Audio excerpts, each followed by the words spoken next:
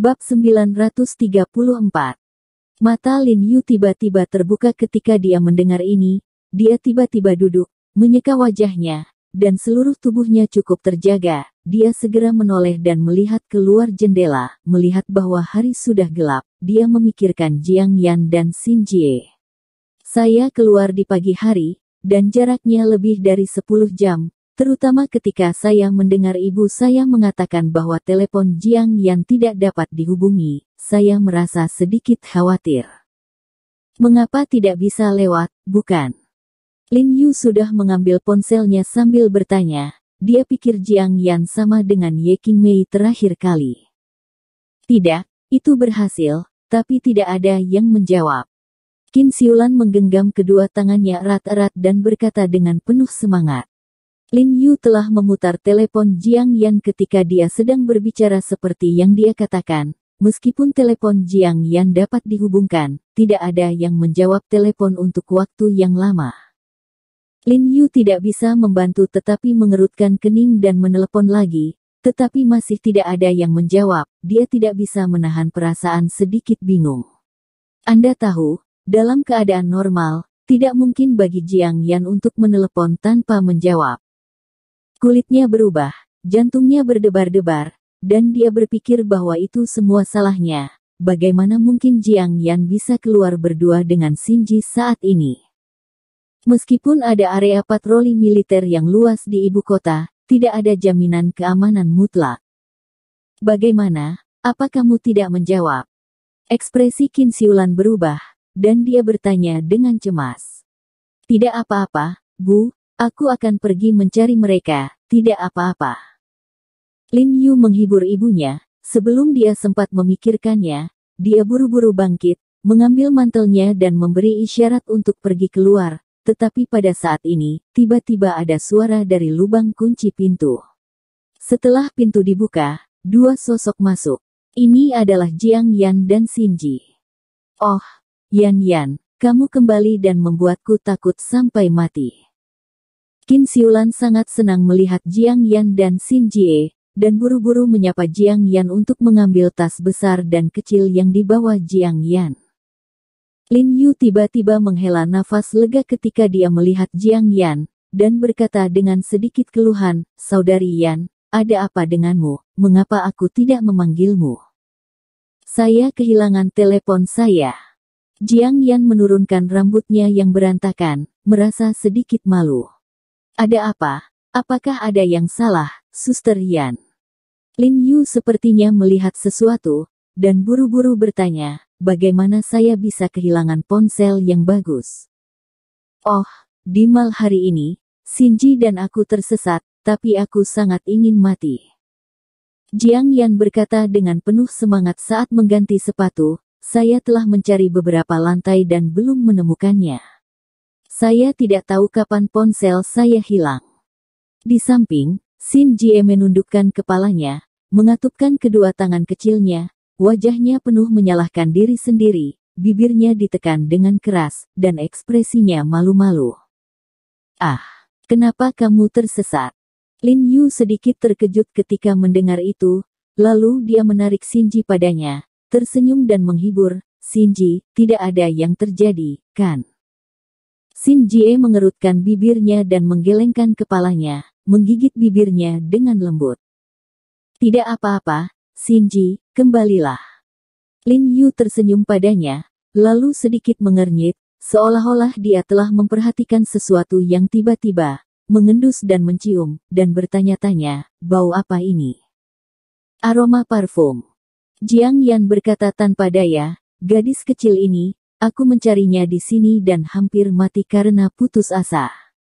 Dia melakukannya dengan baik dan berlari ke toko parfum di seberang mal dan menyemprotkan parfumnya ke seluruh penjuru.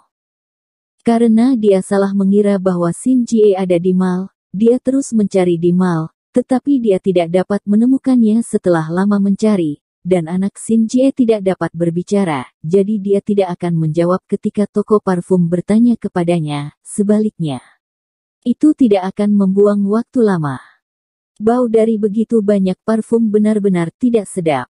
Lin Yu tersenyum tak berdaya, mau tidak mau bersin beberapa kali, lalu menyipitkan matanya, menatap Xin Jie dan berkata dengan lembut, Xin Jie, ingatlah itu di masa depan, jangan berlarian lagi, oke? Jika aku mengeluarkanmu jika Anda kehilangannya, Ayah Baptis dan Ibu Baptis sangat khawatir. Setelah mendengar kata-kata Lin Yu, Xin Ji mengangguk dengan penuh semangat, kepanikan di matanya sedikit berkurang. Lin Yu mengulurkan tangannya dan mencobanya di dahi Xin Jie, sedikit mengernyit, dan berkata, mengapa dahi anak ini sedikit panas? Mungkinkah ini pilek? Apakah itu? Jiang Yan juga buru-buru mengulurkan tangannya untuk mencoba di dahi Xin Jie, bertanya-tanya, tidak, bukankah ini bagus? Mengapa, Saudari Yan, kamu tidak percaya pada keterampilan medisku? Lin Yu tersenyum, dan berkata, tapi tidak apa-apa. Aku akan mengambil resep dan menunggu Xin Ji meminumnya dan itu akan lebih baik. Karena tidak banyak jamu yang tersedia di rumah, Lin Yu kembali ke Hui Sengtang dan meminumnya. Setelah kembali, dia merebus Xin Ji dengan tangannya sendiri. Setelah melihat Xin Ji meminumnya, Lin Yu rileks dan menyentuhnya dengan ringan. Menyentuh kepala Xin Ji, menyipitkan mata dan tersenyum, Xin Ji adalah anak yang baik. Ingat, jangan terlalu nakal di masa depan, biarkan Ayah Baptis dan Ibu Baptis mengikuti. Xin Jie mengangguk dengan patuh. Mengenai episode ini, semua orang tidak ambil hati. Sebelum tidur di malam hari, Lin Yu menelepon Han Bing secara khusus dan menanyakan apakah Han Bing telah menemukan sesuatu. Tapi sayangnya, untuk sementara belum ada kabar dari Han Bing. Kediaman rahasia Huan jauh lebih sulit ditemukan daripada yang dibayangkan.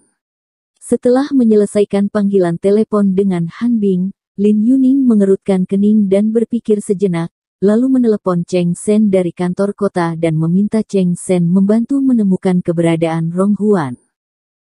Keunggulan Cheng Sen adalah banyak orang di masyarakat mengenal satu sama lain, dan dia mungkin bisa mengetahui keberadaan Rong Huan melalui gosip. Setelah menerima telepon Lin Yu, Cheng Sen langsung setuju, mengetahui bahwa waktunya mendesak. Cheng Sen berkata bahwa dia akan membawa saudara-saudara itu bekerja lembur untuk menyelidiki. Anda tahu, Tuan He setia dan murah hati. Dia memberikan 1 juta kepada saudara-saudaranya yang terluka karena menangkap pria kulit hitam dan kurus, jadi wajar saja dia tidak bisa berbuat apa-apa. Setelah berbicara dengan Cheng Sen, Lin Yu merasa sedikit lega, berpikir bahwa setelah kombinasi Cheng Sen dan Han Bing, dia akan dapat menemukan tempat persembunyian untuk Rong Huan, terlebih lagi, Li Zhensheng, Bu Cheng, dan 100 orang. Tu He Chun Seng dan Qiu Men juga sedang mencari di ibu kota, jadi 2 hari sudah terlambat. Lin Yu sedang menggosok giginya di kamar mandi setelah bangun keesokan paginya, dan tiba-tiba mendengar gerakan di ruang tamu. Sepertinya ada pengunjung yang datang. Dia hanya mendengar ibu mertuanya bertanya-tanya, kamu adalah? Ao, Bibi, halo, saya teman He Jiarong. Saya mengetahui bahwa Anda dan paman Anda telah datang ke ibu kota. Saya datang ke sini untuk melihat Anda. Suara seorang pemuda datang, nama saya Chu Yunxi. Chu Yunxi. Ekspresi Lin Yu berubah dan dia sedikit terkejut, dengan sikat gigi di mulutnya. Dia berlari keluar dengan cepat dan melihat bahwa Chu Yunxi memberikan kotak hadiah di tangannya kepada Li Sukin. Pada saat yang sama, dia diikuti oleh 2 pria berpakaian olahraga hitam. Bu, mengembalikan barang ke orang lain, dia bukan temanku. Lin Yu menatap mata Chu Yunxi dengan kedinginan berkedip, dan berkata dengan suara dingin, bagaimana dia bisa berteman dengan bajingan yang memiliki cara yang sama dengan dokter misterius itu. Li Sukin tidak bisa membantu tetapi merasa malu ketika dia mendengar kata-kata Lin Yu, dan buru-buru menyerahkan hadiah itu kembali ke Chu Yunxi. Keluargaku tidak menyambutmu, tolong keluar. Lin Yu terus menyikat giginya, dan berkata dengan nada samar, dengan sedikit penghinaan sombong di matanya. He Jiarong, tidak perlu melakukan ini. Chu Yunxi menyortir pakaiannya dan berkata dengan tenang, bagaimana kamu mengatakan kamu dan saudara perempuanku adalah teman? Adikku dan aku berteman karena dia bukan bajingan. Lin Yu berkata dengan ringan. Wajah Chu Yunxi tiba-tiba memucat ketika dia mendengar kata-kata Lin Yu, mengetahui bahwa Lin Yu memanggilnya bajingan, tetapi dia masih menahan amarah di dalam hatinya, menatap Lin Yu dengan dingin, dan berkata dengan suara yang dalam, "Aku di sini kali ini, ada yang ingin kuberitahukan padamu." Tidak ada waktu untuk mendengarkan, sibuk menggosok gigi. Lin Yu berkata dengan tidak sabar sambil menyikat giginya. Chu Yunxi mengepalkan tinjunya dengan erat, wajahnya muram, dan dia berkata dengan sabar, "Ini tentang malam sebelumnya, ini tentang Rong Huan."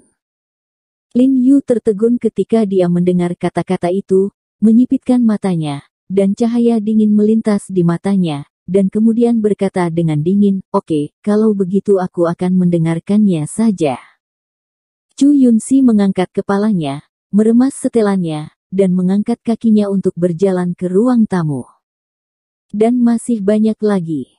Lin Yu tiba-tiba berteriak kepadanya, menunjuk keluar, dan berkata, "Pergi keluar dan bicarakan tentang itu. Sofa yang baru saja kita ganti di rumah kita, jangan kotor."